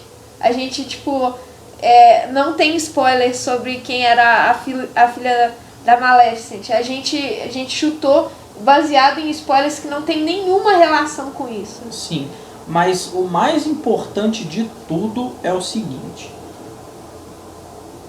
A gente agora sabe que a filha da Maleficent se chama Lily. Agora a gente sabe também que a Lily cresceu em provavelmente orfanatos. A gente sabe que ela foi adotada. Ela não cresceu em orfanato, desculpa. Ela foi para um orfanato. Ela foi adotada. A gente sabe também que a Emma tinha uma melhor amiga chamada Lily, que também, igual o bebê, tinha uma estrela no pulso como marca de nascença. E a gente sabe que a Emma fez uma tatuagem no pulso em homenagem. Que é uma flor espantosamente e, tipo, curiosamente um lírio. Né? Tipo assim... Aí eu te pergunto, será que ela vai aparecer na série? Não, eu acho que não. Acho que eles jogaram isso e vão deixar a gente fanático com isso por mais umas 10 temporadas. Obviamente ela vai aparecer na série. É lógico que ela vai aparecer na série. Adulta, com certeza. Claro. A menos que ela tenha ido pro Neverland também. Né? Porque parece que todo mundo que não cresce foi pra Neverland ou é o Dark World. Tipo assim, então fica aí. Ela vai aparecer, ela e a Emma vão se encontrar. A Emma, depois dessa merda toda que acontece, que a gente viu nesse episódio, a gente sabe que a Emma é full heroísmo e sucesso e luz e vitória e a porra toda, e que a Lily é a contraparte dela, a escuridão e a coisa toda. Não é à toa que uma loura e a outra é morena. Esse pai dela foi, assim, muito feliz na escolha do nome. Né? Né? Não vamos nem mencionar. Gente, seguinte, existe uma coisa que chama conveniência de roteiro.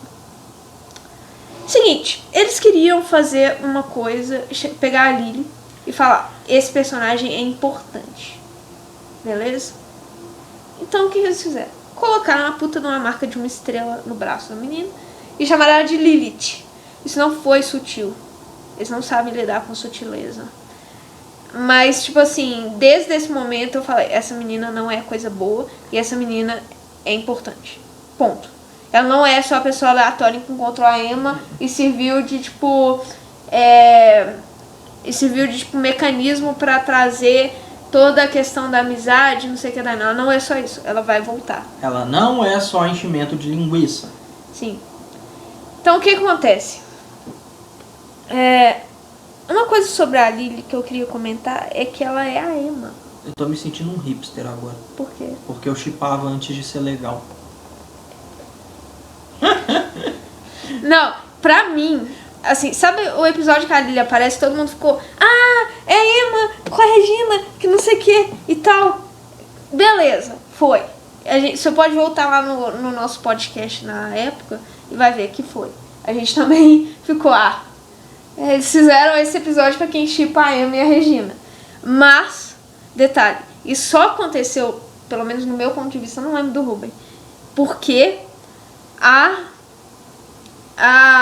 eles fizeram um contraponto com a Lily. Porque a relação da Emma com a Lily foi extremamente primeiro amor. Só não rolou porque a Emma descobriu que a Lily enganou ela. Mas a reação dela, tipo assim, você me enganou. É tipo... Você me traiu? Tipo isso. Então, assim, pra mim, depois do episódio que a Lily apareceu, foi tipo assim... eu acho, assim, quase certeza que essas duas têm sentimentos aí uma pela outra. Com certeza, certeza.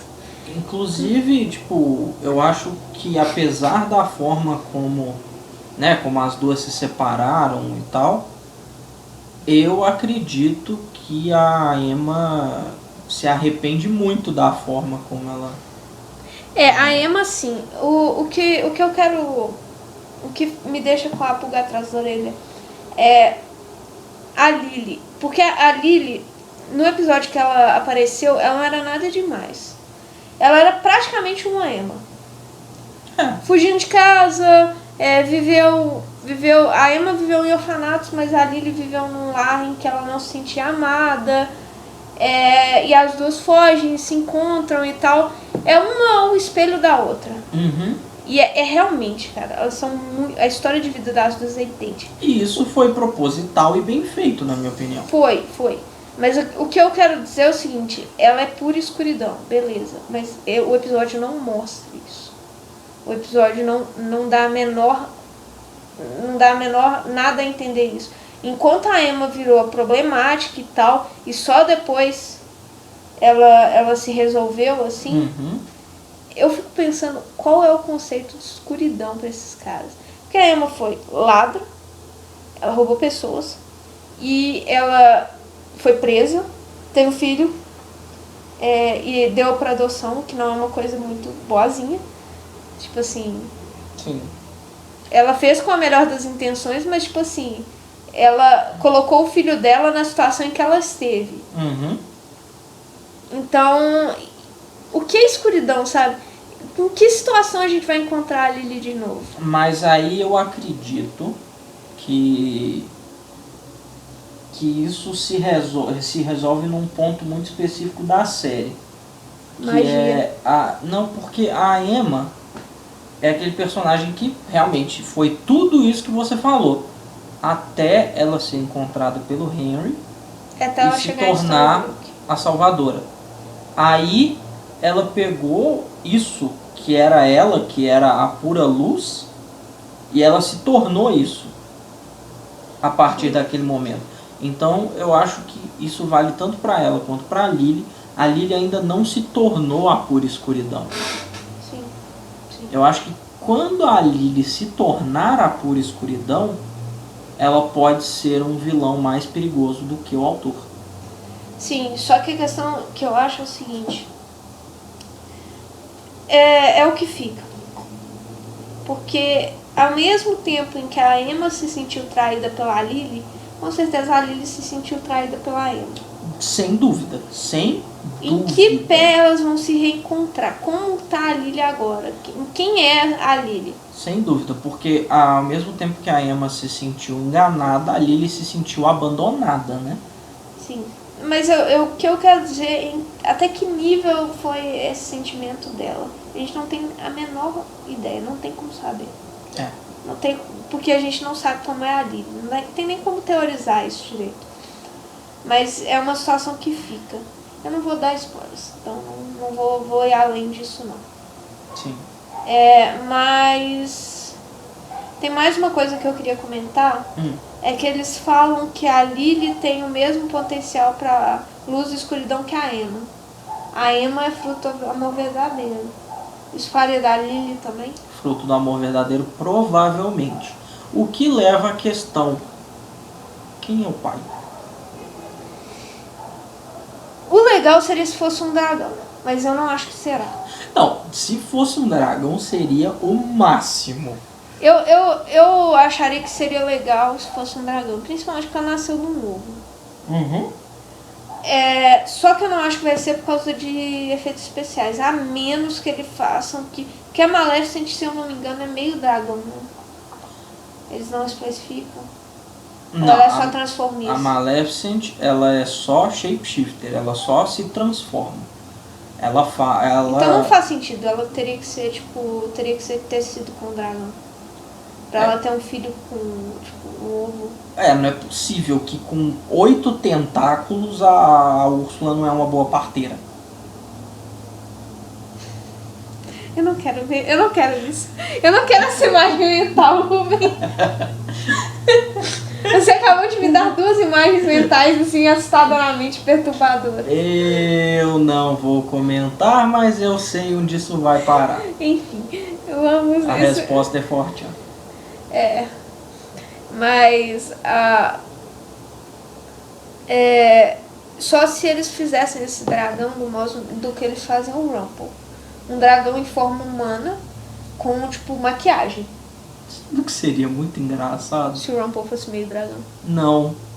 Mas seria tão bom. Sabe o dragão que o David matou? Não, Rubem. Não, porque eu acho que se fosse True Love da Maleficent, o David tava fugido. Mas e se a Maleficent não sabe? Com certeza. O David virou herói por causa disso. Eles congratularam ele. Teve a questão do casamento dele, não. A palavra congratular não existe. Existe. Meu Deus. Eu uso em dias de, quando eu quero falar parabenizar, mas de um modo mais superior, sabe? Isso eu usando. Não sei se é usado assim. Bom, anyway, eu comentei essa coisa do dragão que o David matou, mas foi zoeira, porque realmente não faz sentido. Não. Até porque ele matou o dragão muito antes. Muito antes de ele ter possivelmente engravidado a Maleficent. Mas pra ter potencial igual da Emma, eu acredito que seja produto do amor verdadeiro, sim. Pode ser por ser dragão. Por ser meio dragão também. A gente não sabe nada sobre dragões. A gente não sabe nada sobre dragões. Vamos supor, na Time, isso é um fato. Talvez seja por isso. Mas enfim. Vamos pra frente. Vamos pra frente. Eu acho que não tem mais muita coisa pra falar, não. Mas tem coisas pra falar. 2 coisas que eu estou lembrando. Então manda uma e vamos discutir. Vamos falar do Gold. Preguiça dele. Eu tô com preguiça dele. Eu achei a cena desse episódio bonitinha. Eu ando com preguiça em geral dos dois, do Rumple e da Bella. Eu não achei bonitinha. De novo ele faz um discurso pra uma mulher inconsciente. Ou no caso, uma vez foi paralisada. ou teve uma vez que ela tava com amnésia. É. Mas ela viu. Foi com a intenção de fazer ela lembrar. Então foi justo. Ah, não, pelo amor de Deus. Eu gostei da cena, não me julgue. Eu não te critico, mas eu te julgo. Eu gostei da cena, foi bonitinha. Ele carregando ela. E aí ele vai beijar a mão dela. Quando ele vai beijar a mão dela, ele se curva. É tão bonitinho. O Rubem não gostou da cena. Não é que eu não gostei da cena, é que eu tô cansado da putaria do Gold. Ah. O Rumple e Belle tá uma coisa triste quando você é fã dos dois. Eu tô inclusive evitando o assunto. Mas nesse episódio eu até gostei. Porque, e agora ele fala uma coisa na cena. Claro que eles colocaram essa cena aí pra adicionar esse detalhe. Mas ele fala que ele tem pouco tempo, que as coisas estão mudando. Uhum. E que ele tem pouco tempo pra consertar o... Aí fica o que... Aí fica a dúvida, né? Quando ele fala isso, ele coloca a mão no coração. Fica a dúvida o seguinte. Primeira coisa a respeito do que ele tem, né? Dá a entender claramente que é um caso de vida ou morte. Sim. Agora, é uma coisa mágica, uma doença por causa de magia, uma doença por causa do Dream Shade que ele leva no peito e se cura em Storybrooke. Então fica muito essa dúvida. Nossa, se ele morresse por causa Ele não vai morrer. do sonho sombrio, seria tipo a vitória final do Hulk, sabe? Ele não vai morrer. Tipo assim, demorei 700 anos, mas você morreu. Filho, tá? 700 é uma hipérbole, né? Sim, claro. Não, mas ele não deve morrer, não. Não, mas realmente alguma coisa ele tem, a gente não sabe ao certo o que. Sim. Agora, outra questão que fica... Mas aparentemente é uma coisa que só o autor pode mudar. Então, a gente tem alguns spoilers. Uhum. A gente não vai falar o que é, mas existem outras opções. Não necessariamente... Assim, os spoilers que a gente tem podem ou não dar a entender outros caminhos. Não quer dizer que seja, de fato. Mas... só para deixar em aberto que essa opção... Existem outras opções em que a gente pensa e que a gente não vai falar porque são spoilers. Sim. Mas eu achei essa cena tão linda. Eu fiquei tão tipo... foda-se. Eu acharia essa cena linda se a Belle tivesse acordada. Tem razão. Mas se ela tivesse acordado não seria assim. Com certeza não. Ela teria batido no Rumple. Com certeza não seria assim. O que mais? Falamos do Rumple.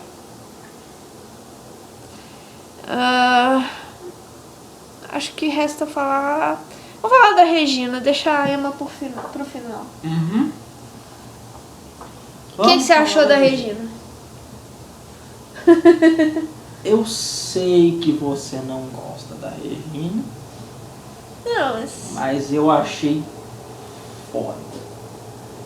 Qual parte? Honestamente, eu acho que o personagem da Regina tem feito uma campanha sensacional nessa última temporada. Eu não gosto da Regina porque... eu não gosto da Regina como pessoa.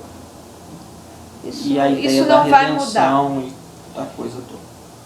Não só apenas isso, mas também eu acho um personagem muito infantil. Assim, uma pessoa muito infantil. De modo geral, assim. Além dos problemas e tal, mesmo que não fosse, eu acho ela meio pirracenta, sabe? Não gosto muito de personagem pirracenta. Ela é uma pessoa extremamente impulsiva, de fato. Não só impulsiva, mas tipo assim, ai, meu mundo vai acabar porque o Robin, não sei o que, eu tenho que achar o autor, porque senão eu não vou ter meu happy ending nunca. Sabe, essas coisas dramáticas que eu acho bobagem. Ela é pirracenta. Mas enfim, eu não gosto de personagens assim. Mas eu não posso negar que ela tá sendo um bom personagem. Ela teve cenas fantásticas nos últimos episódios. As cenas dela com a Emma são muito boas. As cenas dela com o Henry estão ótimas. Mas isso eu acho que sempre foi. Eu acho que sim. Sim. Mas eu falo porque assim, nesse episódio, aquela coisa toda dela tentando enganar o Rumple com a página. Eu achei muito boa a interação da Regina com o Henry. Na cena em que ele entrega a página falsa pra ela. Sim. Foi muito bom. Eu gostei que tipo, os dois se entreolharam assim, com cara de tipo, o Henry está puto com a Regina mesmo, saca? Mas tipo, ele não tá de verdade, mas ele tá disfarçando muito bem. O Henry é neto do Gold, a gente não pode esquecer disso. O único problema é que ela entregou a página pro Gold. Eu acho que ela já sabia. Ela sabia. Que ia ferrar, ela já mas sabia. Ela deu um tempinho pro Henry fugir. Sim, o que torna ela um personagem melhor ainda, na minha opinião. Que ela, tipo assim, por pior que a Regina seja, o instinto materno dela é, tipo, absurdo. Eu acho um pouco incoerente isso, do instinto materno dela. Eu acho por causa da relação dela com a mãe dela. E com o pai. Ela matou o pai dela. A sangue frio. E não quis matar a mãe dela, o que não faz sentido.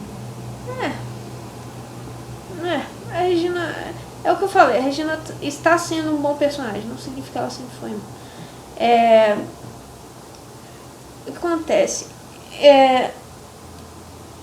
Eu achei que ela até foi bem. O Gold foi até bonzinho com ela, não suspeitou e tal. Eu acho que o Gold ele tem uma relação com a Regina que é engraçada, porque ao mesmo tempo ele dá a mínima pra Regina. E de vez em quando ele tem umas cenas super paternais com ela e tal. Eu tenho essa sensação também que ele tem tipo assim, é bem aleatório isso na verdade. De vez em quando ele tá tipo cagando. Ele deixa a Regina pra morrer ali em Storybrooke. Ele ia deixar a Regina pra morrer quando ele fez o acordo com a Snow Queen. Ele tá cagando. E no segundo seguinte ele tá ali dando conselhos pra Regina. Então eu acho que ele pegou leve com a Regina aí, porque a Regina foi péssima em enganar. Ela, tipo assim, enganou mal e porcamente. Não, ela sabia que ela não ia conseguir. Não, ela tinha esperança que ela ia conseguir. Ela no início, assim, no episódio que ela começa a se infiltrar, ela tinha esperanças. E não, até sim, esse episódio... Eu tô falando, tipo, na hora que ela entregou a página falsa. Quando ela entregou a página falsa, ela já sabia. Ela já tava até que ia preparada. dar ruim. Mas ela mesmo fala isso com a Emma, que não ia dar certo.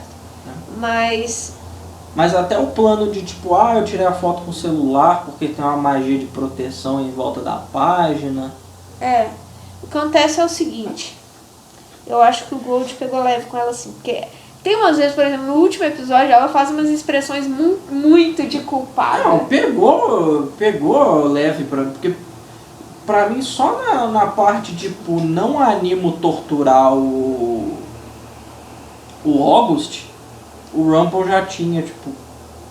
Depende, porque ela não faz isso, né? Ela só fala, tem um jeito melhor de torturar e abre o... E acende a lareira. Não acende a lareira, ela invoca o fogo e se aproxima lareira, dele. não? Depois ela acende. Tá. Mas ela primeiro aproxima o fogo dele Uhum. e depois quando ele começa a responder, ela joga na lareira. Mas nem por isso, ela faz umas caras muito culpadas. Sim. Pra mim, assim, ele pegou leve com ela. Eu gosto muito da relação da Regina com a Maleficent. É interessante. Eu tô gostando também. Apesar tipo assim, elas são bem desconfiadas uma da outra, você pode reparar nisso. Elas são bem desconfiadas uma da outra, mas ao mesmo tempo, tipo, a Maleficent é quem bota pilha pra Regina ficar do lado deles. Sinceramente, é o que eu falei. A Regina, eu não gosto da Regina como pessoa. Não vai mudar, provavelmente. Só se eles descaracterizarem a Regina. O que eu não aconselho eles a fazerem. Eu não quero que eles descaracterizem a Regina. Quando foi a última vez que a gente viu o Neil? O príncipe. O príncipe. Opa. Faz algum tempinho. Não, foi no... Foi no episódio Unforgiven, eu acho. Tá certo. Nesse arco. Eu acho também, então eu só não prestei atenção, talvez. Não, foi no episódio que a Maleficent ressurge. A Granny que tá tomando conta dele. Vamos lá, vamos continuar. Toda vez que eu vejo a Granny me bate uma tristeza. Porque eu vejo ela e penso que tá faltando alguém. Eu também. O que você acha que o Gold vai usar pra fazer a Regina se aliar a eles? O Robin? Com certeza. Qual a chance de ser outra coisa? Poderia ser o Henry. Mas o Gold ele não tem o Henry, sabe, na mão dele. Ele deve ter feito alguma coisa pra pegar o Robin enquanto o Robin tava de fora da cidade, entendeu? A gente acaba de descobrir que as coisas deram uma volta por baixo, na verdade, no objetivo de vida dos Charmings. Sim. Porque eles tiveram uma crise de consciência, resolveram contar tudo pra Emma. O que eles deviam ter feito, na verdade, é o seguinte: você resolve falar uma mentira pra uma pessoa. Se você vai mentir pro resto da sua vida, não muda de ideia. Porque se você mudar de ideia, fudeu. É aquela coisa, tipo assim... Você não vai mentir. Eles já fizeram errado mentindo. Sim. Mas se eles resolveram mentir, mantenha a mentira. Mantenha a mentira. Eles estavam indo a extremos pra isso, né? Mas... Mas assim, não tá merda a mentira também, né? E a Emma ainda não sabe que é a Lily. Nossa, na hora que ela descobrir, fudeu. Mas eu acho que vai ser bom pro desenvolvimento da Emma. E o pessoal esquece muito que a série tem muito personagem, mas a Emma é o foco da história. Então a história é o desenvolvimento da Emma. Então a gente tem que pensar muito nesse sentido também. Tipo assim, beleza, o foco ele pode pular pra Frozen, pra Oz, como aconteceu nas temporadas passadas, mas ele gravita em torno da Emma. Sim. E gravita em torno da história da Emma, não só da figura da Emma. Sim. A Emma não é tipo assim, um deus imutável que tá ali no meio de tudo. Ela é um personagem em desenvolvimento e o enredo tá em serviço disso, na verdade. Sim. E os outros personagens também. Isso, as pessoas às vezes esquecem isso ou não tomam conhecimento. As coisas que gravitam em torno da Emma servem de nutrição para o crescimento dela como personagem. E esse arco, tanto esse arco quanto o arco Frozen, mostram isso com muita clareza. Sim, apesar de que vale denotar quando Satanás foi que ela aprendeu a fazer tipo cópias mágicas de objetos. Porra! 6 semanas aí tendo aula com a Regina de magia. Sei lá. Quem diria? Como o August disse, você cresceu muito da pessoa que não acreditava. Que não acreditava em magia. Eu queria também comentar da atuação da Jennifer Morrison e do trabalho de maquiagem. Esse episódio ela ficou assustadora, cara. Ah, você mencionou isso pra mim antes da gente começar a gravação. Sim, ficou assustador. Eu fiquei assustada, cara. O olho dela ficou todo vermelho, tipo, mesmo, assim, ficou escuro em volta. Eu achei que foi sensacional, porque eles realmente vêm construindo desde o início, não só da temporada, desde o início da série. Como, tipo assim, a Emma, como salvadora, ela tem que lidar com todo tipo de problema que, tipo, surge em Storybrooke e nunca para de surgir. Só que, tal como um desenho animado japonês, cujo nome eu não vou mencionar, porque alguém vai me bater de tanto vício que eu tô nessa desgraça, toda vez que surge um problema e ele não demora para surgir, ele é pior do que o anterior. É tipo mais difícil, os inimigos são mais perigosos, mais poderosos. Ou seja, a situação é cada vez mais tensa. Honestamente, eu discordo no caso de emocionamento. Porque você pega, por exemplo, os inimigos, na verdade, eles não são exponenciais. Por exemplo... Eles não são exponenciais somente Pan. Zelena. Pan. Somente por causa da Zelena, na minha opinião. Não, o Pan é mais poderoso que a Ingrid. O Pan é mais poderoso que a Ingrid enquanto ele estiver na Terra do Nunca. Não acho. Não acho. Ele teve 300 anos aí viajando entre mundos e tal. Não, o Pan é bem mais poderoso, na minha opinião, assim. O Pan figura aí entre os personagens mais poderosos da série. Assim, talvez perdendo pros Dark Ones. Mas... E aí vem um outro E o contraponto. Feiticeiro, obviamente. Quem que eles precisaram usar para derrotar o Pan? O Dark One. O Dark One. Quando o Dark One não está do lado deles... Quando o Dark One não está do lado deles, eles estão fudidos. Sempre. Quando que os Charmes vencem? Quando o Dark One está do lado deles. Então, tipo assim, de novo, agora o Rumple é o inimigo. Sim, por enquanto. Então, assim, a tensão tá subindo, e isso desde a primeira temporada, a tensão vem crescendo. Porque nunca para de ter problema, cada vez o problema parece pior, apesar de que no arco do Pan, acho que foi o momento mais tenso para todos os personagens, porque o Charming estava morrendo. O Henry foi sequestrado. A Emma achava que o Neil estava morto. Fora a relação dela com a Neverland, que é tipo assim, super íntima, né? Porque ela também é uma Lost Girl. Sim. E isso vem pesando nas costas da Emma desde sempre. E o peso está cada vez maior e de repente a gente começou a perceber isso, né? A gente começou a notar isso. E nesse episódio veio à tona essa situação. Eu tô tentando lembrar onde que eu vi um negócio desse nível. A gente tem esse conflito muito com a Korra, né? Sim. Na lenda de Korra, a Korra, ela cria absolutamente... Ela cria dois dos inimigos dela, ela que cria, tentando derrotar o inimigo anterior.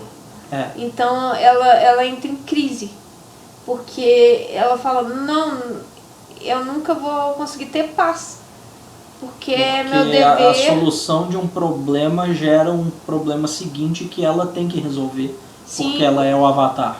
Sim, ela tem um trabalho, ela é tipo super heroína e o trabalho dela de vida é salvar o mundo, entre aspas. E aparentemente toda vez que ela consegue, surge um inimigo pior e nascido do problema que ela acabou de resolver. E ela quase morre várias vezes, algumas vezes tentando resolver o problema. E eu acho que a Emma tá chegando nesse ponto, né? Eu acho que a Emma tá chegando nesse ponto. Apesar de que ela não criou nenhum inimigo. Quem criaram foram as pessoas aleatórias que ela conhece. Tadinha da Emma. Tô com dó da Emma agora. Escolha de amigos. Faça isso certo. Quer dizer, o problema era do Rumpel. A Zelena, o problema era do Rumpel e da Regina. Elas criaram o problema. E da Cora, né? A Cora era a questão do Rumpel, da Regina, da Snow. É muito fodida. A única vilã que ela tem muito assim é a Ingrid. Tadinha da Emma, tô com dó dela. E a Ingrid, a Emma meio que caiu de paraquedas também.